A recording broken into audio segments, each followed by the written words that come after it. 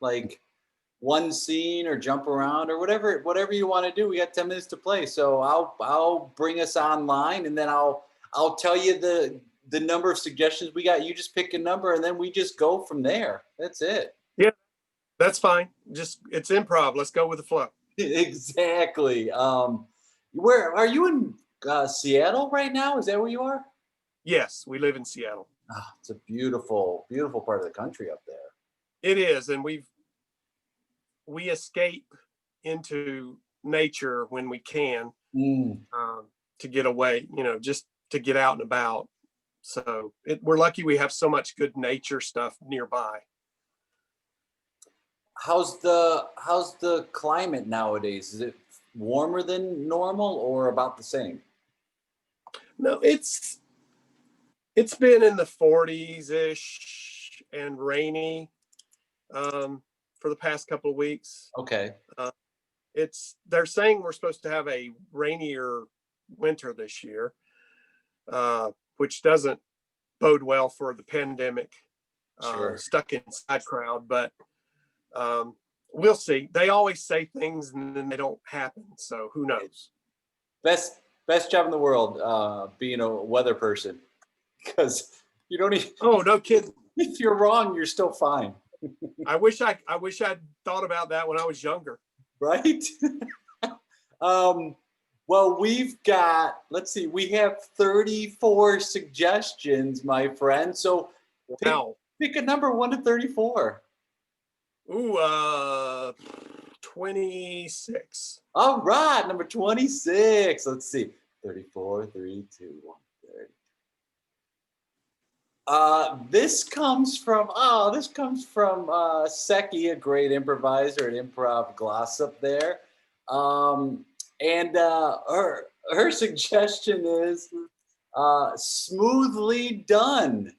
Smoothly done. Oh, okay. Thanks, Seki. That's an interesting one. Yeah.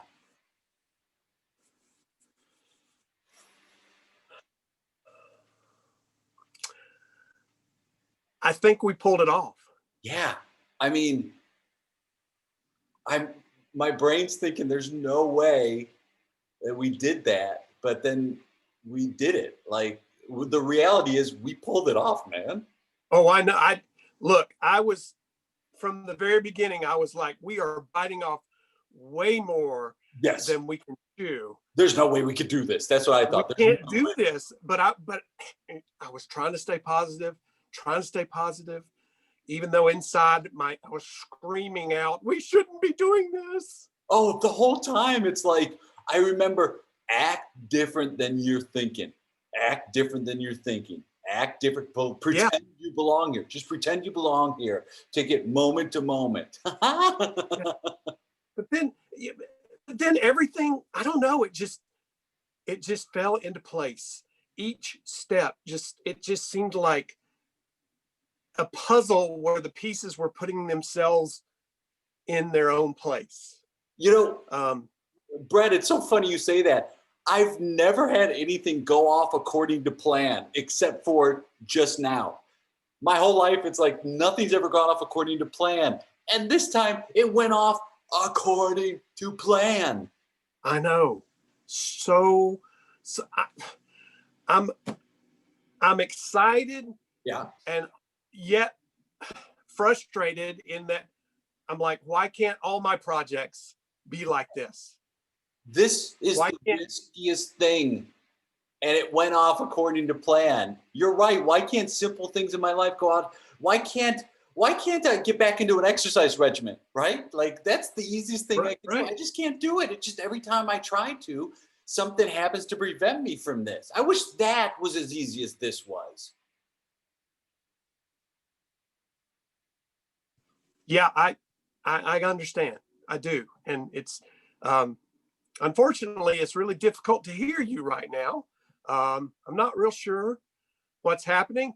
Everything was going so smoothly, and then all of a sudden, not so smoothly. Oh, Brett, this isn't part of the plan. No. Oh, you're back. I hear you now. Okay. Good. Oh. Well, okay, like I think we're back. Everything should be fine now. Can you hear me? Yeah, well, that was just a communication thing. It Okay. has nothing to do with the project. I missed a couple of words you were speaking there, but really, I mean, the excitement is still there. I'm not going to let a technical glitch hinder my excitement for this project. I mean, it's just wow, crazy. It's funny. What's funny is that we said there's going to be technical issues, so it is going according to plan. There are technical issues right now. Yeah, well, yeah, what there all have to be some kind. But as far as the project goes, wow, it couldn't have gone smoother. I know we've said that a million times. First time working with you, a lot of hesitation, a lot, not necessarily in regards to you, but just I kind of always have a hesitation I have a hard time working with other folks. Sometimes it's almost like when you're in college and you got stuck with the group projects with people and you're like, oh no, what's going to happen? But oh, gosh, I mean, we just have, I don't know. We just have some kind of a connection that was just almost instant. Well, I mean, when you're working with other people in group projects, you always want people to pull their own weight. And there's always that one guy that doesn't pull their own weight. And with the two-man crew, you're like, who's going to be that guy? And neither one of us were the guy. That's the great part of this. I know. And I'm so scared now that this is going to spoil me for future projects. So like now I'm going to want all projects to go as smoothly as this one. There's a set of monks in Tibet, and they create rugs, and in the rug they weave a pattern, but they always do one part of it wrong, so that they never are chasing perfection. And I feel like it's the same thing here. It's like, wow, that went off completely smooth. Nothing went wrong. And now I'm going to compare all future projects to this one. And that's you kind of want a mistake to happen, but also you're like, man, I don't know. Not a lot of people have ever felt a project, any sort of project, just go off according to plan. So I'm torn right now. I'll be honest. I feel like I want to do something to mess this up just so I don't set myself up for heartbreak in the future. Yeah. Now you're making me nervous about, now I'm feeling that. I had not heard that story before. That's a really good story. Wow. So, Thank no, you. I don't want to, I don't know. I am a bit of a perfectionist, and I don't know. I don't want to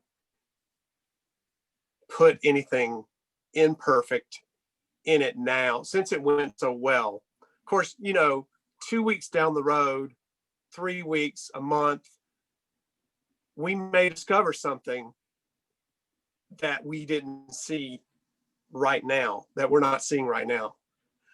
But as of right now, I don't see anything wrong.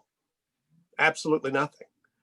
And I'm excited now to present this thing to the world. Yeah.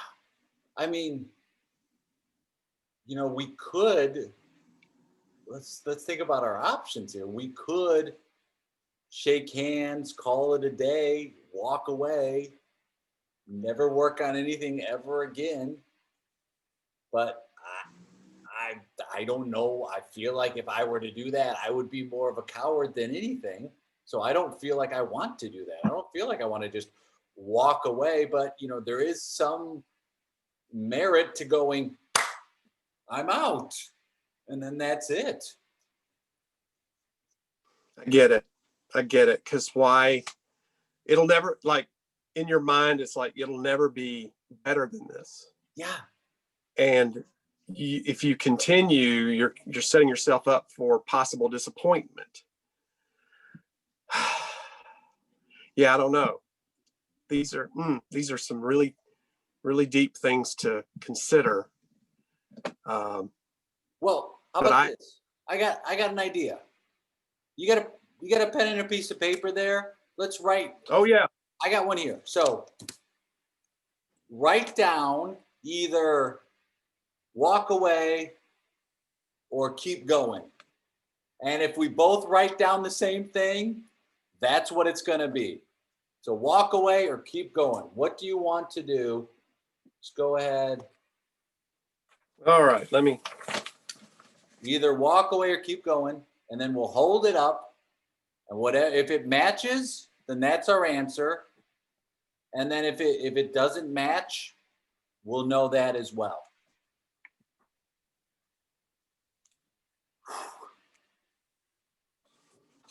All right. This is a little scary. This is it.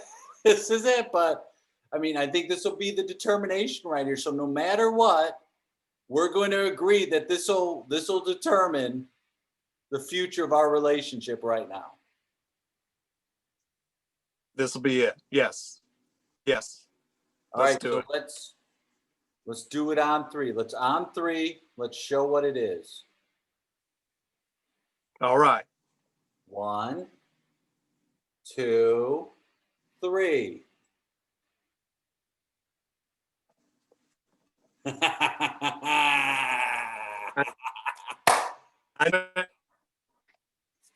knew it. All right. Well, I knew it. let's figure out the next bank we're gonna rob. No then. way I'm gonna. Yeah, let's keep going. Absolutely. I've already got the burner phones for the next one. Great. And I'm looking for a car that we can use and ditch. Say no more. I got a guy. Yeah. So I'm already, even though I didn't tell you, I'm already 2 or 3 steps ahead on this next one. You're already on the next plan. I am. I can't help it. I'm forward thinking. Sing. Yeah. I thought it was lovely to start incorporating like visuals too, like writing things down. I think that's a really lovely thing that we can do on Zoom that we don't do a ton of. True. That is very true. I'm actually a visual artist, and I have found myself during a couple of extreme improv shows, drawing some stuff and then holding it up. And people they've kind of enjoyed that. Of course, now David asked me the other day, he said, I figured you'd draw that, but I said, well, I switched to standing. I used to be sitting, but I switched to standing to see if it would help my energy and my focus. And it definitely has. So it would be harder for me to sketch something out while I'm standing up, but I do think that way. I think visually when I'm doing improv sometimes. Well, and I think a lot of people think visually. For sure, as an artist, you do. I think a lot of people think visually. So when you're talking, it's going to translate into pictures and images for people. So sometimes they need an extra moment to like gather that information and then visualize what it is before they can respond to that information. Yeah, definitely. So that's definitely how my brain works. So yeah. How did you get started in improv? Well, I always, I grew up in the church. So I was always doing, when they'd have some kind of a dramatic performance or something, I was always drawn to that. And then I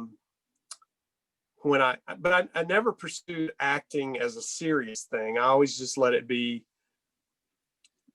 that, just doing stuff in church.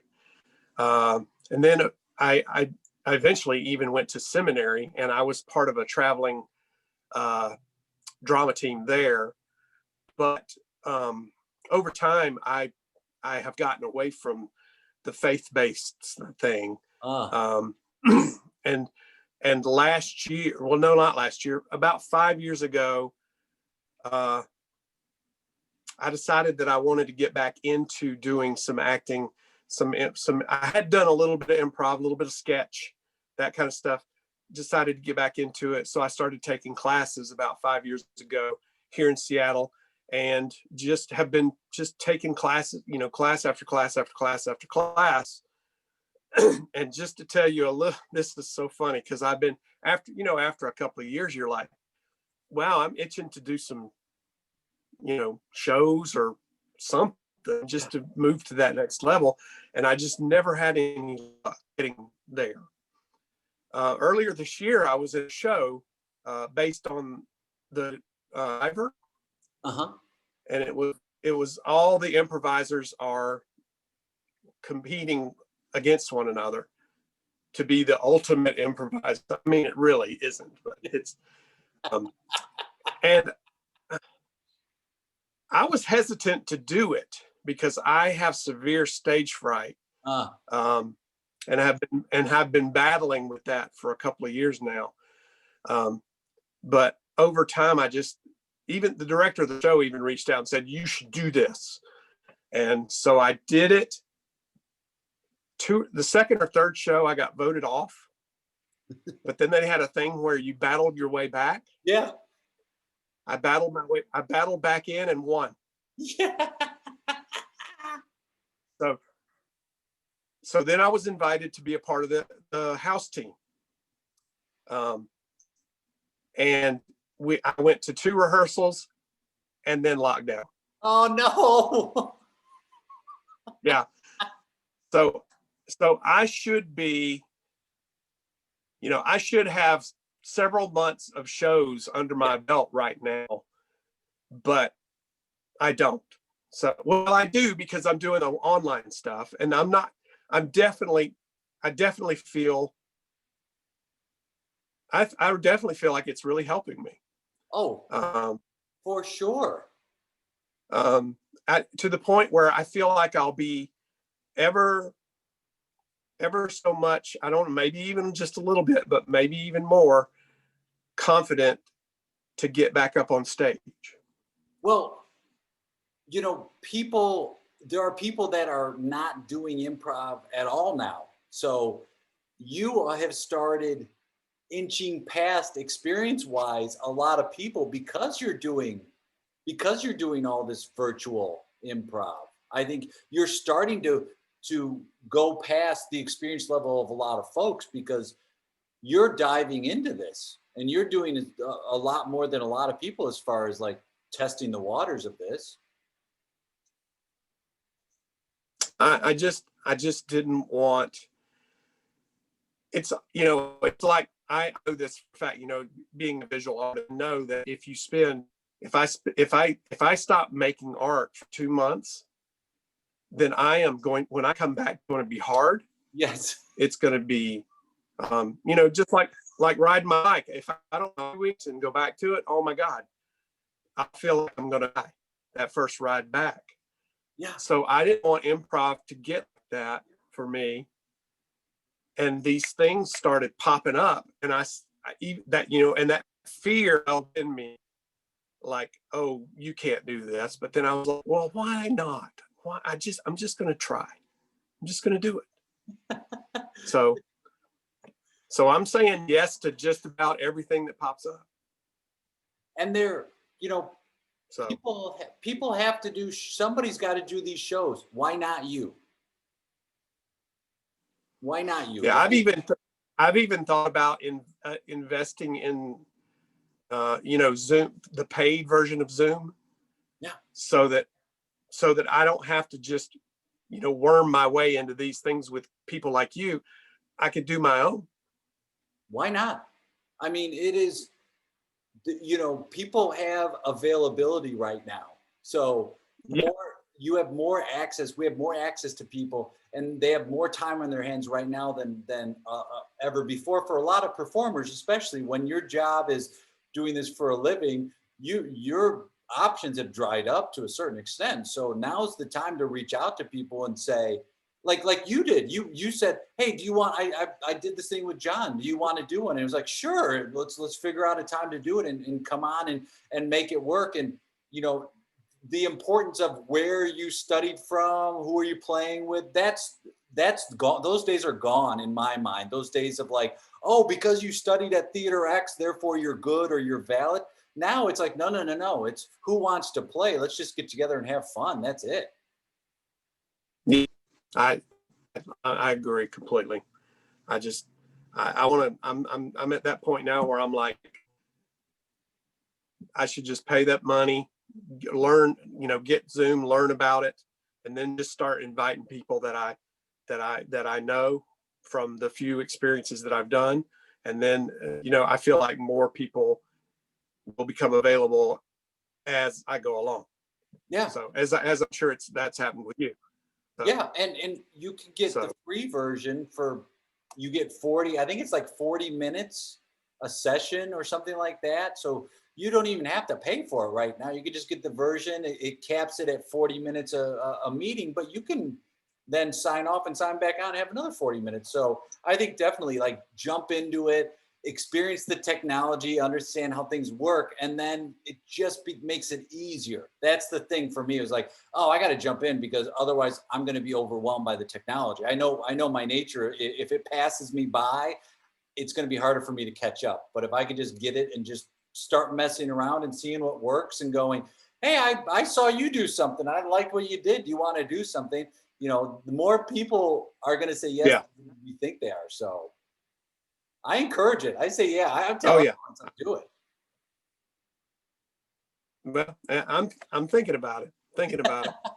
So where can people, if they want to follow you or check on things you're doing, what's the best way for people to follow you, like through social media or get a hold of you? Well, if you're on Facebook, you can go to just my name, Marty Gordon. If you want to follow my artistic adventures, I'm on Instagram at What Would Jesus Glue.